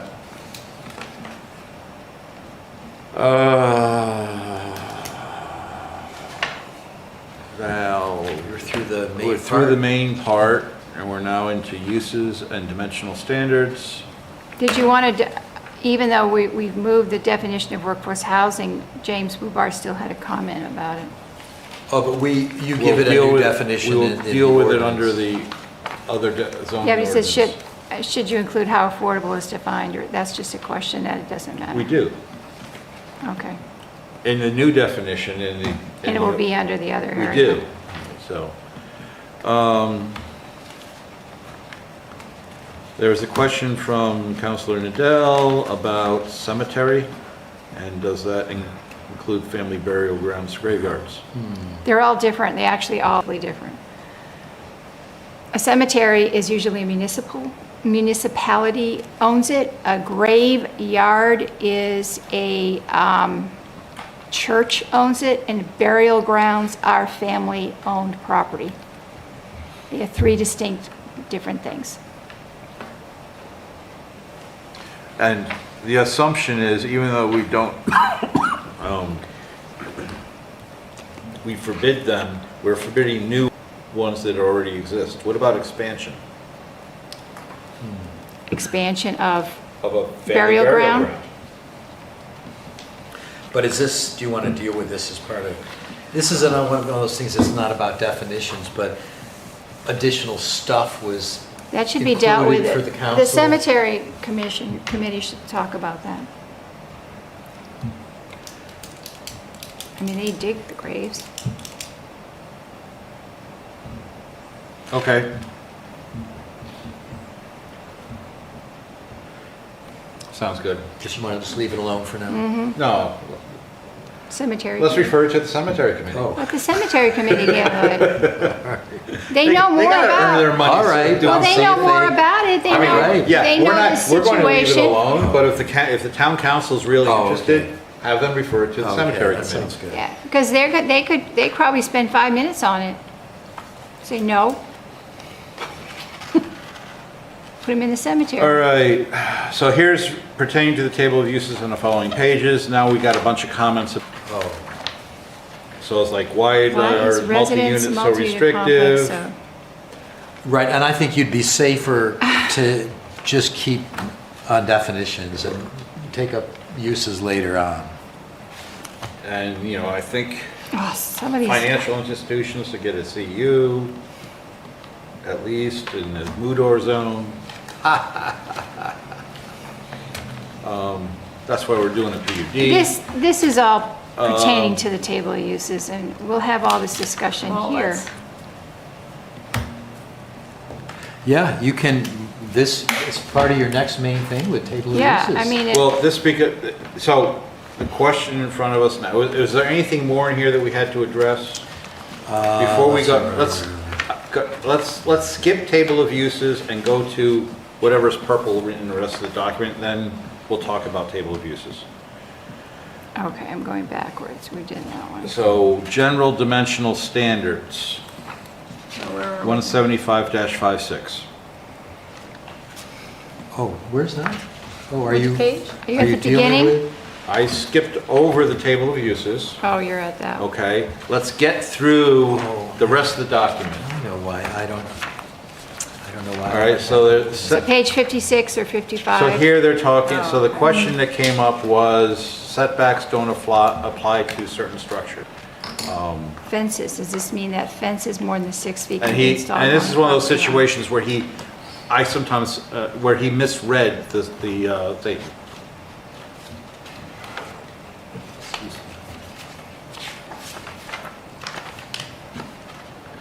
I have that in mind. Or, well, so I think actually, all right, now I see what's going on here. So the list of structures says fences, comma, retaining walls less than 6 feet. I think that was meant to be fences and retaining walls less than 6 feet in height. I don't have this for some reason. You can sit next to me if you want to. I can share it on the laptop. Up to you.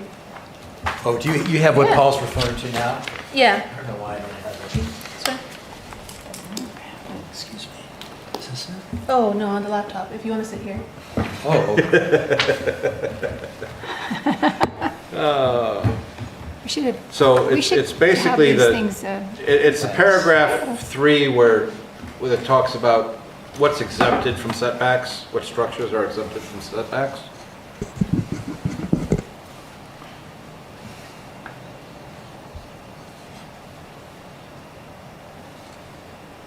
See that? I'm surprised. Yeah, nobody- yeah, is that, right. So that, I think that's supposed to be fences and retaining walls, is that what the intent was there?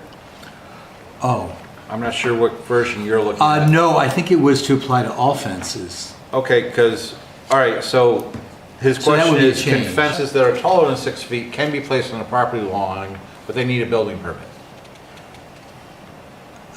That makes, I mean, Right. it kind of makes sense, okay. Right.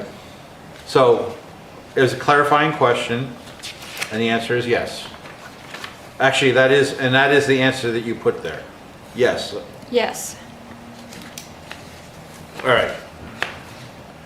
And now we go into flood overlay district, and there was, the question came up saying, hey, you know, the definition of basement here is different than the basement definition that we use Page 8. in our own definitions. And is there a reason why? And you don't like the flood overlay district. Oh, yeah, that's its own thing. Don't even think about that. It's its own thing, it's very technical. It's not part of our zoning. Oh, it's the flood overlay district. Yeah, It's a whole different. it's yeah. federal stuff, it's very yeah, technical. yeah. You don't want to try to dovetail with that. You're going to, like I say, you've got two different counselors that say, you know, they should match up. There's no reason they need to. It's its own thing. We have our own purpose, they have their own purpose. Those are all FEMA definitions for the flood overlay, Yeah. right, for the federal, and that, but they use that for very specific purposes of And it's all insurance and coverage. self-contained within Yeah. that overlay. Oh, it even states it in that first paragraph, right, the very first thing that says, Yeah. that are pertinent to this are defined by federal emergency management. So that's all we really need to say. So what about, all right, so we can skip over flood overlay because that was pretty much it. And that gets us to the Durham Historic Overlay District definitions, where we have a new definition for structure. Can you tell me page? It's 175-90.1. That's the best I can do for a page number, since I have it out of context with regards to the rest of the ordinance. Oh, I think if you keep going down. Oh, okay, there it is. 175-90.1.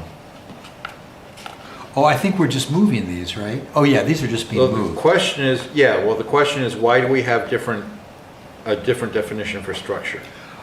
I think now the definitions are much more in line with each other. There's the question of, do we need to keep the list of things at the end? Well, like the FEMA, they have their own thing, and it's self-contained, because the historic district, it says, it applies to structures. So their purview is over structures, and then they define what structure is. So it's different from the main ordinance. So we're 90A? Actually, it's reasonably close. Is that what we're on? I'm lost here. 175-90.1. So page 61, and then in blue, 175-90.1. And at the bottom of that section, there's structure, and in purple from Counselor Bubar. Like it includes signs. Well, it actually is kind of what we had on the other one, except ours was longer. I mean, it's just giving I mean, if you just examples. take the first sentence that we're using from the other one, I think it would work here. It but- should, I agree, it should be the Yeah, same. we could do that, but then we might have to, in the purview of the HDC, add some language there.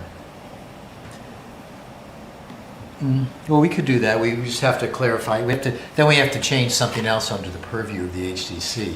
For instance, Yeah. well, it probably says purview over signs, but light fixtures. It's helpful here because it's you've got to be very precise about where their purview is. Is it decks? Okay, so that, just have an answer for James for that one. It's like, it's, you know, the Yeah, I can respond to James.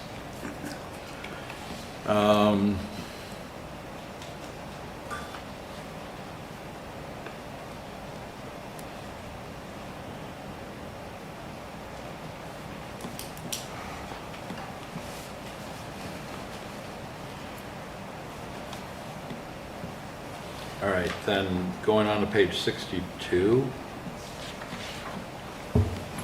which is inside the personal wireless service facilities overlay district. Tree And for canopy. some reason, there's average tree canopy stuff, Oh, my God. which is different from what how tree canopy is used in the shoreline protection overlay district. So, yeah, I'm with just leaving it as is. Yeah, this is all just split hairs.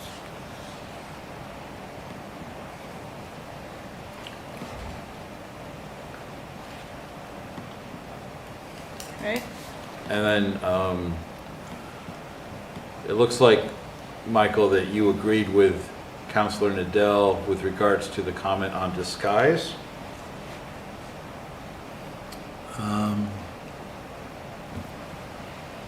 Wireless, fully written, guys. Oh, yeah, to be consistent, yeah, we should just be consistent on the, what's referred to, PWSF. And for fall zone, Counselor Lund says, "Are you sure you got this right? Because it looks like we're using diameter instead of radius." Oh, and then did I say anything under there? Actually, yeah, you do. It's on the next page. Oh, okay.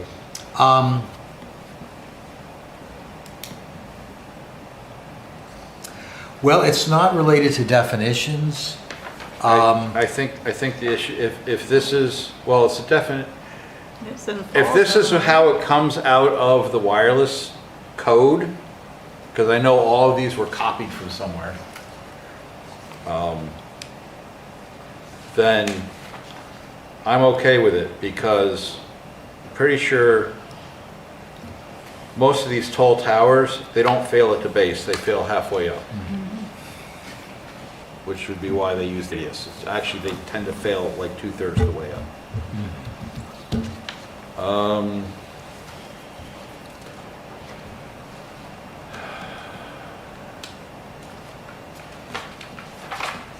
There's a little, is this? Yes, it was, in agricultural, and then we're done. Okay. I think that's all the purples, except for the table of uses. Did we do monopole? Monopole, I missed that The one. definition of 64. monopole, while appropriate in this context, is very different. Six use the term, because it's coming from But it's- Eric. Yeah. I guess maybe that's just for your interest. I guess that don't makes know. sense coming from Eric, right? Well, if, Monopole has both an electrical and a magnetic definition. So is that that's everything? That's everything except the table of uses. So the question is now, we could take what we've talked about and leave, without touching the table of uses, and set it up for a public hearing for October 23rd. Here. I would do that. Or should I, Or maybe we I could should take bring it- several more meetings and try to play with tables of uses. No, I think you're good. I think you're good. But Oh. how about if I bring you back at the October workshop, what I think, you can check over, I'll put together what I think you, For table of done. uses? well, the whole thing, the whole definitions. Because you Clean did- version, you can check it and then go out for public hearing in November. I don't know what I'd check, but I mean, there's just so much stuff in here. I'd want you to okay it before we, I'd want to make sure I have it right before we go out for public hearing. we could. And this is probably, if we don't talk about it, we're going to forget until it's too late. Do we have anything set up for the workshop? No? Anybody have ideas for something they would like to learn at the workshop? Especially new players at the table, areas, something that you would like to learn more about that we do here.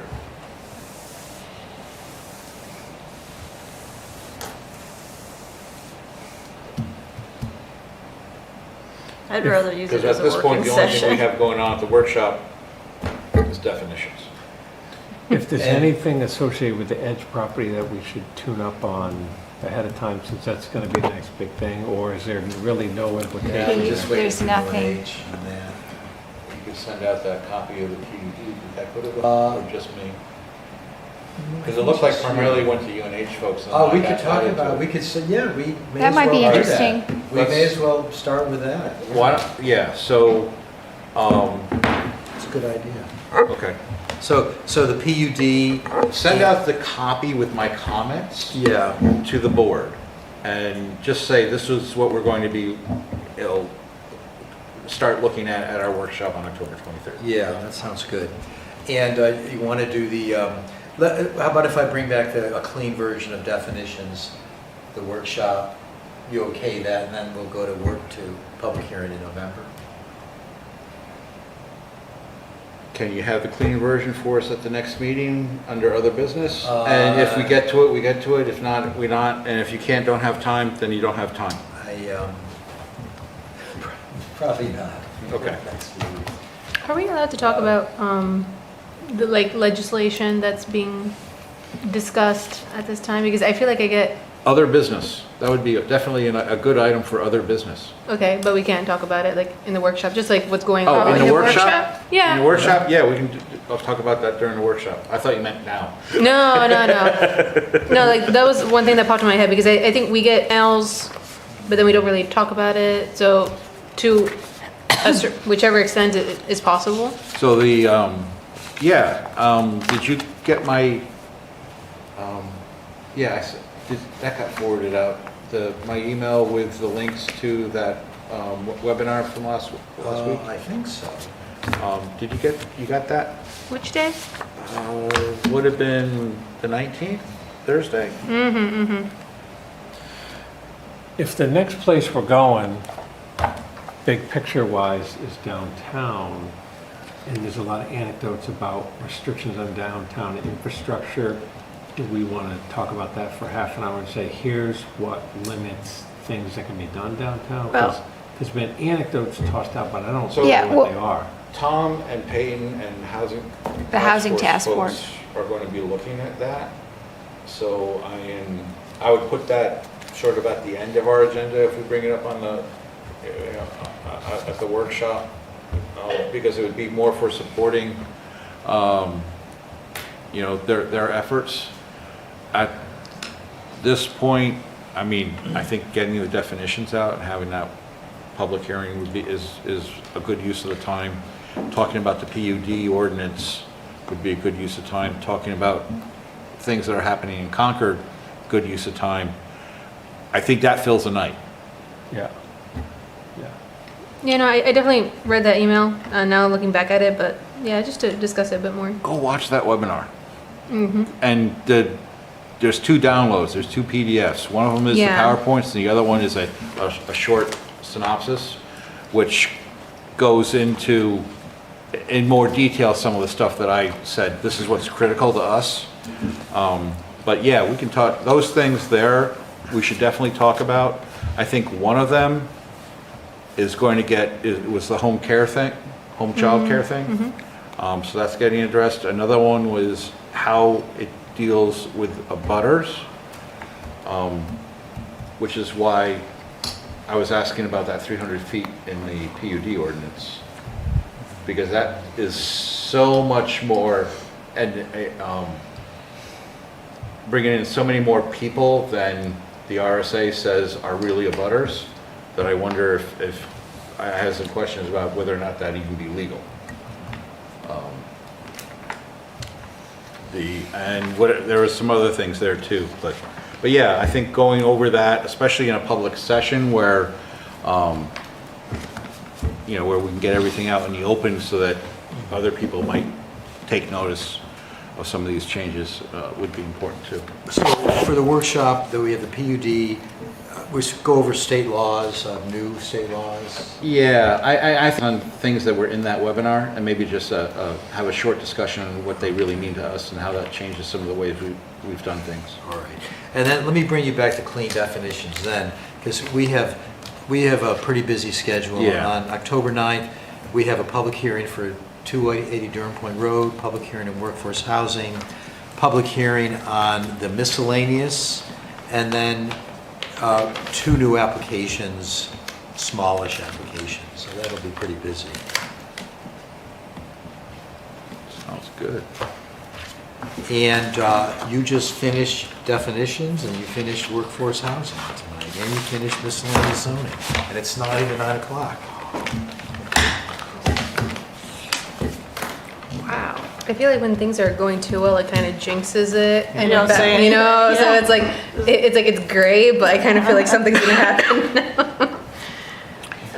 We have okay. review of minutes for August 28th. So I'm Well, actually, seeing, is there any other business? We got a few minutes, so now, relax, pat yourself on the back. Any other business? All right, so we have minutes of August 28th. I'm seeing. We're really keeping on top of the minutes lately. There was a while where we were falling several months behind, but our new process is working out. So if there's anyone who, Oh, so yeah, yeah. I, Here's yes, my name. I had something jumped out at me. Normally, things don't jump out at me for nights like this.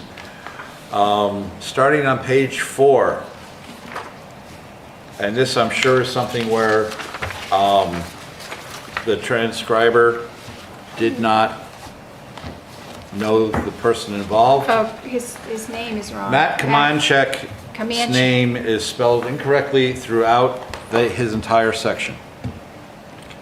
Yeah, it's, So it's like every paragraph, it's written out as Matt Comanche, so that, we will need to have that corrected.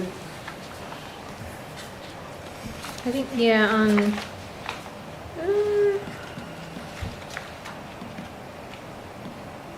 section 2, it's ERIKA is supposed to be.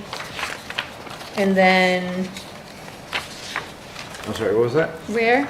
so the first page, Section 2, yeah, Erica Namaga, yeah, it's, my name is ERIKA. And then I think to close the public hearing was seconded by Eric. So that's on page 5 in bold. So again, ERIKA. Oh, it's interesting, your name spelled correctly in members present, and then got missed everywhere else.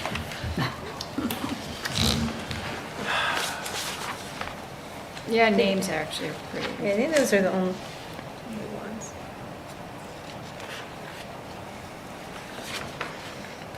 All right. Anything else? We'll move to accept the minutes of August 28th, I second that. seconded by Rob. All in favor? Aye. Tom abstains, as is, you is absent. Very good. 8:59. I will move to adjourn. Seconded. Seconded. All in favor? Aye. Aye.